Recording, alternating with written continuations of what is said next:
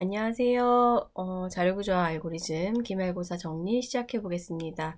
자, 스택은요, 탑 위치에서만 원소를 삭제할 수 있고요. 마지막에 삽입한 원소는 가장 먼저 삭제가 되는 후입 선출 구조를 가지고 있습니다. 그래서 last in, first out이라고 해서 리포라고도 하죠. 자, 스택의 대표 함수는요, 푸시 함수와 팝 함수고요. 푸시는 삽입 연산에 사용되는 함수고, 팝 함수는 삭제 연산에 사용되는 함수입니다. 자, 우리가 탑 포인터라는 것도 있는데요. 맨 위 데이터를 가리키고 있죠. 그리고 삭제 위치와 삽입 위치를 결정을 해주는 이 탑 포인터라는 것도 있습니다. 자, 순차 자료 구조를 이용한 스택 부분이었는데요. 순차 자료 구조는 1차원 배열을 사용을 하죠. 그리고 스택의 크기를 배열의 크기로 정하고 스택의 원소 순서를 배열의 인덱스로 정합니다. 변수 탑은요, 공백 상태일 때는 탑이 -1 값을 가지고 있고요. 그리고 포화 상태에 있을 때는 탑이 n-1 값을 가지고 있습니다. 자, 연결 자료 구조를 이용한 스택인데요. 스택의 원소는 연결 리스트의 노드가 되고 스택의 원소를 삽입할 때마다 연결 리스트에 노드를 하나씩 연결을 해 줍니다. 스택 원소의 순서는 연결 리스트의 로드의 링크를 사용해서 표현을 해주고요. 포인터 탑은 스택의 탑을 표현하기 위해 사용됩니다. 그리고 공백 상태는 탑은 널이라고 표현을 해주죠. 자, 스택을 이용한 역순 문자열 만들기가 있었어요. 이거 한번 기억 잘 해보시기 바랍니다. 자, 시스템 스택인데요. 보통 스택은 시스템에서 많이 사용이 됩니다. 그래서 함수 호출이 발생하면 함수의 호출과 복귀에 대한 정보를 스택 프레임에 저장해서 시스템 스택에 삽입하고 복귀 시 시스템 스택에서 매니 스택 프레임을 꺼내서 정보를 확인하고 복귀하는 구조로 되어 있죠. 자, 수식의 괄호쌍 검사도 할 수 있는데요. 수식은 가장 마지막에 열린 괄호를 가장 먼저 닫아주어야 하는 후입 선출 구조이므로 스택을 이용해서 괄호쌍 검사를 할 수 있습니다. 수식을 왼쪽에서 오른쪽으로 하나씩 읽으면서 왼쪽 괄호를 만나면 푸시를 해주면 되고요. 오른쪽 괄호를 만나면 팝을 해서 이전에 푸시한 괄호와 같은 종류인지 확인할 수 있습니다. 괄호가 같은 종류면 올바른 수식이고요. 다른 종류면 잘못된 수식입니다. 수식에 대한 검사가 모두 끝났을 때 스택은 공백 스택이 되고요. 수식이 끝났어도 스택이 공백이 되지 않으면 괄호의 개수가 잘못된 수식입니다. 자, 수식의 표기법, 전위 표기법, 중위 표기법, 후위 표기법이 있었죠. 자, 후위 표기법을 우리가 많이 사용을 하는데요. 컴퓨터 내부에서는 수식을 처리하는데 가장 효율적인 방법이 후위 표기법이다. 후위 표기법을 사용하면 괄호나 연산자 순서를 따로 처리하지 않고 왼쪽에서 오른쪽으로 표기된 순서대로 처리할 수 있죠. 자, 사용자가 컴퓨터에 중위 표기법 형태의 수식을 입력하면 컴퓨터 내부에서는 효율적인 처리를 위해 스택을 사용하여 입력된 수식을 후위 표기법으로 변환을 합니다. 자, Q가 있었죠. 스택이랑 비슷하지만 Q는 뒤에서 삽입만 하고 앞에서는 삭제만 할 수 있는 구조입니다. 그래서 first in, first out 구조인 FIFO 구조를 가지고 있죠. 자, Q의 연산은요. NQ가 삽입 연산이고요. DQ가 삭제 연산입니다. 자, 그 다음에 순차 Q에서 1차원 배열을 이용한 Q가 있죠. Q의 크기를 배열의 크기로 정하고 프론트와 리얼이 있습니다. 프론트는 첫 번째 원소의 인덱스를 저장하고 리얼은 마지막 원소의 인덱스가 저장이 됩니다. 자, 초기 상태는 프론트와 리얼이 모두 -1을 가지고 있고요. 공백 상태는 프론트와 리얼이 같은 상태, 포화 상태는 리얼은 -1, n-1 요 상태를 말합니다.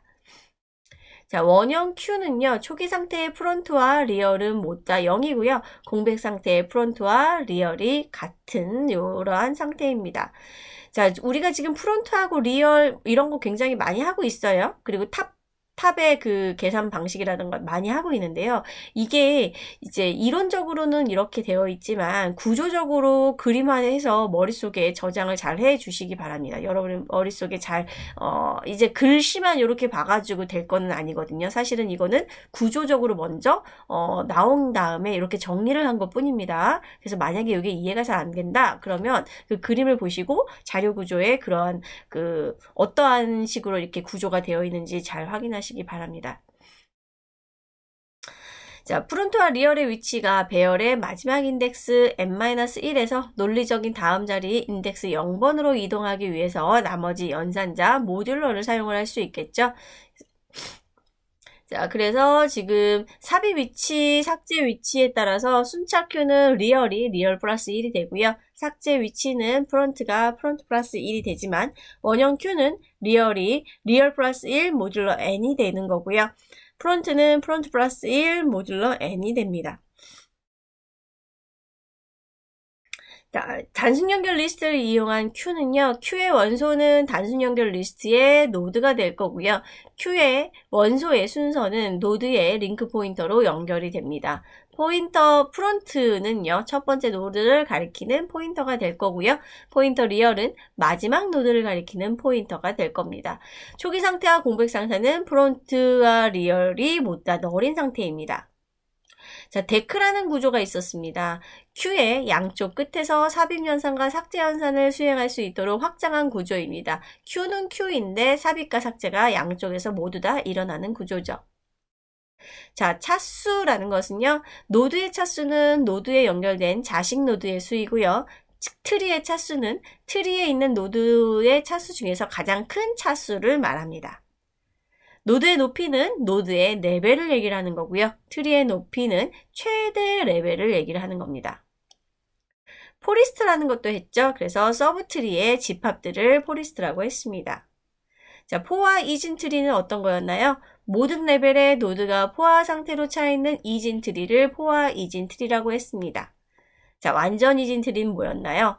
포화 이진 트리의 노드 1번부터 n번까지의 위치와 완전히 일치하는 이진 트리를 말하죠. 자, 균형 이진 트리에는요, 왼쪽 서브 트리의 높이와 오른쪽 서브 트리의 높이의 균형을 맞춘 이진 탐색 트리입니다. 그래서 AVL 트리가 가장 유명합니다. 자, AVL 트리는요, 왼쪽 서브 트리보다 부모 노드가 크고요. 부모 노드보다 왼쪽 서브 트리가 큰 이러한 크기 관계를 갖습니다. 왼쪽 서브 트리와 오른쪽 서브 트리의 균형을 맞추기 위해 모든 노드의 균형 인수를 마이너스 1, 0, 플러스 1만 가지게 하죠. 자, BAVL 트리의 예입니다. 자, 히프 구조가 있었죠. 히프는 키값이 가장 큰 노드나 키값이 가장 작은 노드를 찾기 위해 만든 완전 이진 트리입니다.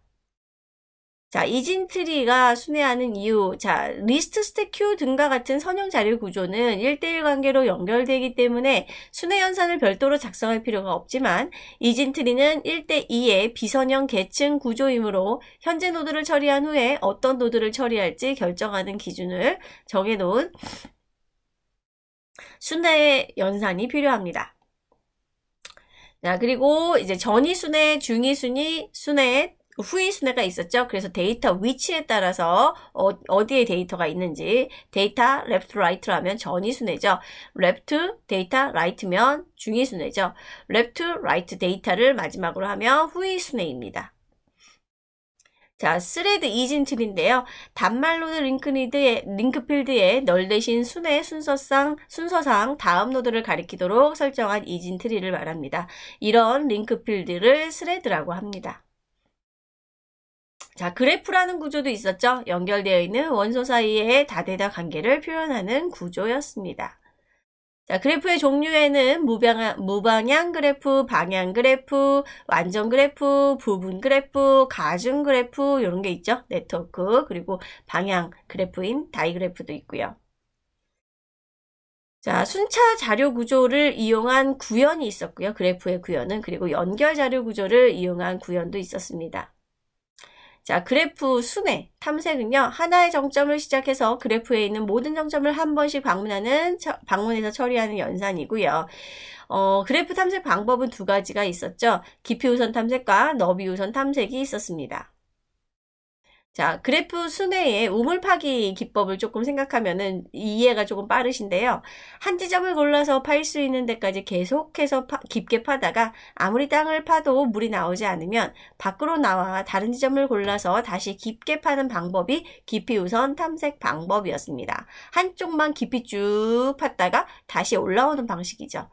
자, 여러 지점을 고르게 파보고 물이 나오지 않으면 파놓은 구덩이들을 다시 좀 더 깊게 파는 방법이 너비 우선 탐색 방법이 있었습니다. 자, 깊이 우선 탐색의 순회의 자료 구조는요, 가장 마지막에 만났던 갈림길 간선의 정점으로 가장 먼저 되돌아가서 다시 깊이 우선 탐색을 반복해야 하므로 후입 선출 구조의 스택이 많이 사용이 됩니다. 자, 너비 우선 탐색의 순회 방법은요, 시작 정점에서 인접한 정점을 차례로 모두 방문하고 나서 방문했던 정점을 시작으로 다시 인접한 정점을 차례로 방문하는 방식입니다. 정점의 순서를 관리하기 위해 선입 선출의 구조를 갖는 큐를 사용을 합니다. 자, 신장틀이라는 게 있었죠. n개의 정점으로 이루어진 무방향 그래프 G에서 n개의 정점과 n-1개의 간선으로 만들어진 틀이었죠. 자, 최소 비용 신장트리도 있었습니다. 무방향 가중치 그래프에서 신장트리를 구성하는 간선들의 가중치의 합이 최소인 신장트리입니다. 자, 여기까지 기말고사 정리를 마치고요. 기말고사 좋은 결과 있기를 바라겠습니다. 수고하셨습니다.